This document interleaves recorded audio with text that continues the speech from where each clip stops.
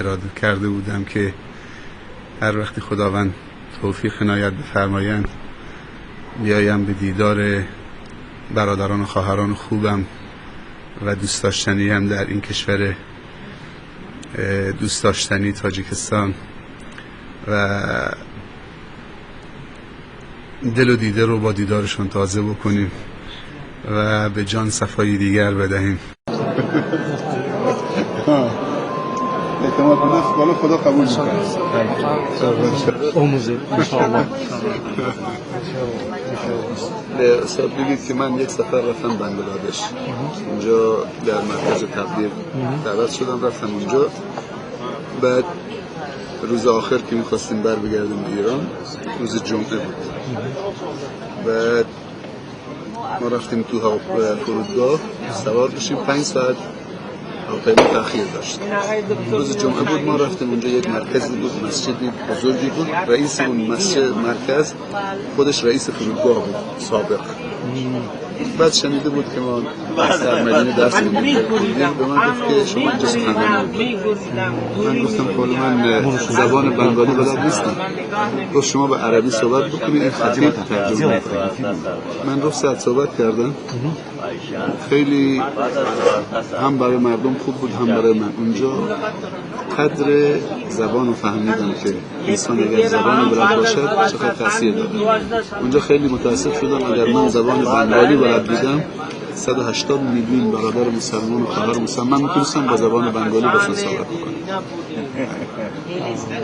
Уважаемый устаз говорит, я когда-то был в Бангладеше, об исламе и шариате и вас говорил. Но когда говорит, я не мог по родному языку. زبان فارسی، زبان عربی انشاءالله یاد بگیرن و بتونن. И надеемся, иншаллах, что вы на будущее научитесь и русский, английский, и фарси, и будете, иншаллах, распространять. Иншаллах, вот наша задача. Только ради Аллаха, чтобы распространять шариат и ислам. نعمت زمانی تحقق پیدا میکنه که اعتراف به نعمت داشته باشه. اگر من قبول نداشته باشم که نعمت مال خداست، تشکرم نمیکنم. و کسی توبه میکنه که اعتراف بکنه که خطا کرده. اگر من اعتراف نداشته باشم که خطا کردم، توبه نمیکنم. پس اعتراف اولین قدم برای شکرگزاری است که بنده شاکری بشه. به خدا بگیم که خدایا هر چی داریم از تو داریم، هر چی داریم که به نعمت میدیم، مالک نعمت میدیم. پس همیشه باید اعتراف به نعمت‌های خدا بود. خدا همه نعمت‌ها مال توست، صاحب نعمت تویی. تو بزرگواری کردی، نعمت در اختیار من گذاشتی که من از این نعمت تو استفاده بکنم، خودم آبرومند بکنم در جامعه. این اعتراف خیلی از مشکلات ما را حل میکنه و این تواضع که نعمت رو نسبت بدید به خدا. بالاخره همیشه دوست داشتم بیام تاجیکستان، این مردم خوب و علاقه‌مند و عاشق ببینم و پاک و سعادتی که نصیب من شد که همزمان با این دیدار این سمینار علمی بزرگ رخ داد و از 2 جهت من استفاده بردم و خیلی امیدوار شدم به آینده درخشان این مملکت و این کشور و مردم خوب و نسل آینده که من بسیار اونها را علاقه‌مند به علم و علما و خیلی مؤدب و محترم دیدم و بسیار تواضع و فروتنی اون تفکر جهانیش. یعنی ما در بحث تفکر 3 عامل برای موفقیت داریم. من تو بهارستان هم مصاحبه کردم، یکی تفکر و یکی تلاشه و یکی توکله. تفکر 3 مقوله است: فکر کردن، مثبت فکر کردن، جهانی فکر کردن. ما برای همه هستیم. بله. تشکر دیگه تمام شد دیگه. شما با هم بفهمم که شما آیا با مخلصان تاجیک خود یگان ملاقات در نظر داره؟ بعد من اگر که یعنی در اختیار خودم باشه و خودم بخوام انتخاب کنم، میخوام با تک تک هر 7,200,000 خورده هزار نفر اینا سلام بکنم، مصافحه بکنم، باشون بنشینم، ولی نه هر چیزی که دل من میخواد میتونیم بهش برسیم. نه هر چی دل انسان میخواد میتونه در دنیا بهش برسه. ما بیشتر دیدار دل میکنیم دیگه. اونایی که دیدیم ملاقاتشون کردیم باشون مصافحه میکنیم از نزدیک. دیروز نماز مغرب من رفتم مسجد مرکز، 1500 نفر اونجا بودن. من چطور نمی‌هم سلام میکنم، خیلی فضا دوست دارم. فقط همیشه میگم گر در یمنی چو با منی پیش من و پیش منی چو بی منی در یمنی. من با تو چنینم ای نگار یمنی، خود در عجبم که من توام یا تو منی. یعنی شما میدونید که بدون این تعلقات مذهبی در تاجیکستان نیز مخلصان شما خیلی و خیلی بیشتر است. علمای مخلصینی که هستن در جهان اسلام دارن خدمت میکنن، اینها متعلق به جامعه اسلامی و انسانی هستن، متعلق به یک قشر خاص نیستن. امروز احزاب و مذاهب زیادی در میان مسلمین چه ایجاد شده. وقتی که احزاب ایجاد شد، حزب یعنی دور خود خط کشیدن. این خود به خود محرم و نامحرم ایجاد میکنه بین یک ملت، بین یک همکیش. اشکال نداره شما یک حزبی رو برای فعالیت خودت و تلاش خودت انتخاب میکنید، ولی این به این معنی نیست که حق کامل شما هستید دیگه اونا نامحرمن. در اسلام انما المؤمنون اخوه. معیار سنجش در اسلام تقواست. حزب و گروه و رنگ و نژاد و پوست نیست. اگر اینطوری بود من نمیتونستم تشکر کنم و شما میتونستید من دست بزنید. سپاسگزارم استاد. خدا حافظ. عزیزی از تاجیکستان به من زنگ زد، تلفن گفت ما خوشحالیم که بعد از 80 سال الان مسجد داریم، اذان میشنویم، روزه میگیریم، حج میریم.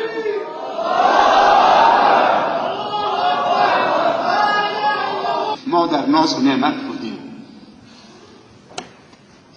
ما حرف بلدیم بزنیم.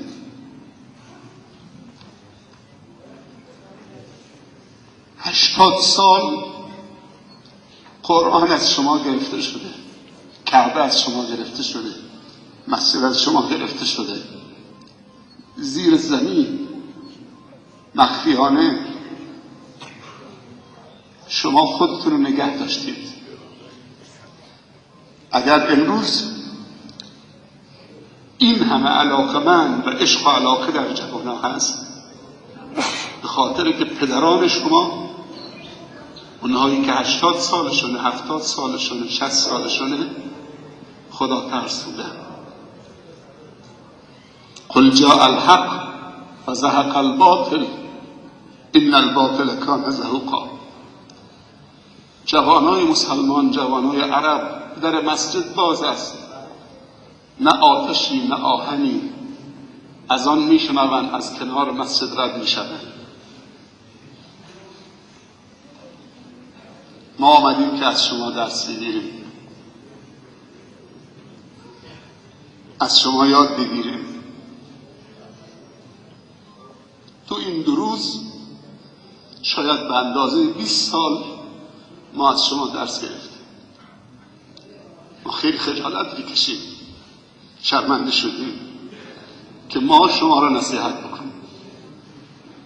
ما با هم درد دل میکنیم. وشكرا. والكلمة للشيخ فرديل من إيران. 3 دقائق فقط وآسف جدا. أعوذ بالله من الشيطان الرجيم. بسم الله الرحمن الرحيم. الحمد لله والصلاة والسلام على رسول الله وعلى آله وأصحابه ومن والاه. اما بعد، السلام علیکم و رحمت الله تعالی و برکاته. ضمن تشکر و قدردانی از برگزار کنندگان این همایش خوب و ارزشی و مفید، ملت و دولت و ریاست جمهوری محترم این کشور و با آرزوی مزید توفیق برای همه عزیزان و سروران، من بسیار خوشحالم و خود را سعادتمند می‌بینم که در چنین همایشی شرکت داشتم و خیلی کمه من از صحبت‌های دیروز در افتتاحیه این همایش که ریاست محترم جمهوری درباره امام ابو حنیفه مطرح کردن خیلی برام خوشایند بود و به فکر این افتادم که این شخصیت خواهان تحول در کشور خودش هست. ایشون متفکر هستن، اندیشمند هستن و میخواهند که نسل آینده و جوانان و تحصیل کردگانشان متفکر باشن، نه مقلد کور. من یک مثال بزنم که امام ابو حنیفه رحمت الله علیه در مسجد پیامبر صلی الله علیه وسلم نشسته بود، پاش درد میکرد، پاشو دراز کرده بود. شخصی متظاهر به علم وارد شد. بعد امام با وجودی که پاش درد میگرفت پاشو جمع کرد به خاطر این شخصی که ظاهرش ظاهر یک عالم هست.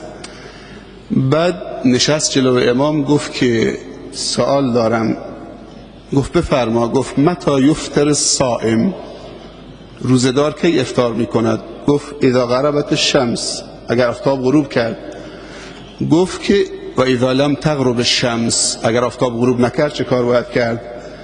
گفت که جاز لابی حنیفه ان یمد رجلیه، ابو حنیفه پاشو از نو دراز میکنه. ابو حنیفه نیاز نداشت که پیروانش جاهل باشن، فکر کردن و تعطیل بکنن. علما میگن فکر انسان مثل چتر نجاته. وقتی یک کماندویی از هواپیما خودشو پرت میکنه پایین، چتر رو اگر باز نکنه سقوط میکنه. این فکر اگر باز نشه انسان دچار مشکل میشه. ما امروز جمع شدیم از ملت‌ها و تمدن‌ها و ادیان و مذاهب مختلف فقهی و فکری جهان اسلام. جمع شدیم که چی بگیم؟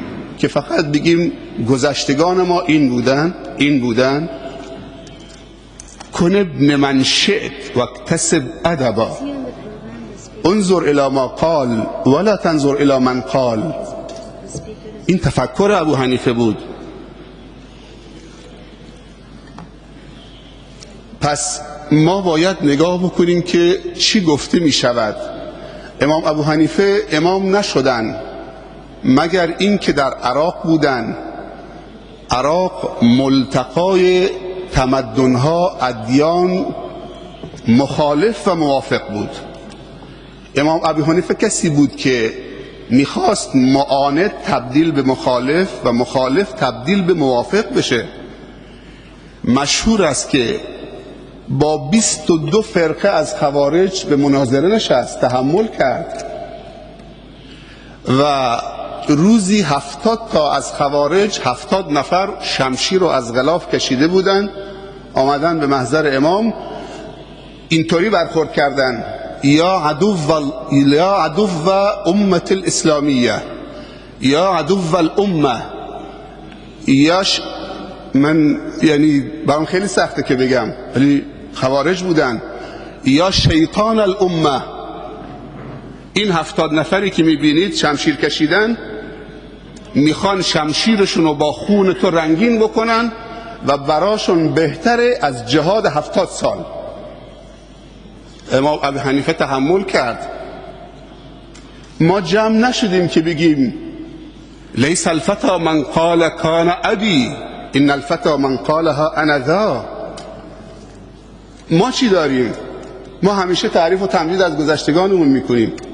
تا کی میخوایم همینطوری بدون فکر؟ ما باید احساساتمون رو کنترل بکنیم، احساسی حرف نزنیم، احساسات آمیخته به تعقل باشد. من خوشحال شدم که در آخر این برنامه افرادی دیدم که شهامت، شفافیت و دلسوزی داشتن. جایی انسان رشد میکنه که تصادم آرا و افکار باشه. اگر یک فرهنگی باشه، یک نواختی باشه، انسان رشد نمیکنه. امام ابو حنیفه 4000 معلم دیده. ما 5 تا جهاد داریم: والذین جاهدوا فینا لنهدینهم سبلنا و ان الله لمع المحسنین. جهاد مالی، جهاد تعلیمی، جهاد تبلیغی، جهاد سیاسی، جهاد نظامی. همه اینها تفکر ابی حنیفه بود.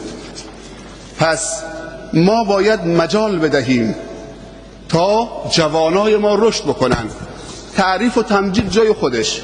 اینجا جمع نشدیم که جشن سالگرد ابو حنیفه بگیریم و ما تبدیل به ابو حنیفه نشویم. نسل آینده ما، من فکر میکنم بلکه یقین میدانم که هدف پرزیدنت این بوده که این سمینار رو برگزار کنن که نسل آینده الهام بگیرن. علو همت امام ابی حنیفه، فرهنگ گفتگوی ابو حنیفه، سعه صدر ابو حنیفه. اون 70 تا خوارج وقتی که با امام نشستن حرف امام گوش دادن، شمشیراشون رو گذاشتن تو خلاف، تسلیم شدن و از آراشون برگشتن. معاند، مخالف، موافق شد و دوست شد. امروز پیروان مذاهب، ما هنوز بین خود مذاهب اسلامی نتونستیم به نتیجه برسیم. میخوایم با ادیان دیگر گفتگو بکنیم. ما باید مشکل خودمون رو حل بکنیم، وگرنه نمیتونیم حرفی برای دیگران داشته باشیم. آقای پردی معذرتاً. و آخر دعوانا ان الحمد لله رب العالمین.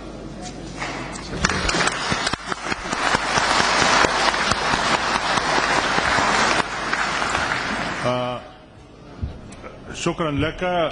من به شما سپاسگزاری میکنم ايضا ارجو ان تكون قصيره جدا. و حالا یک گزارش دیگر است. عبدالله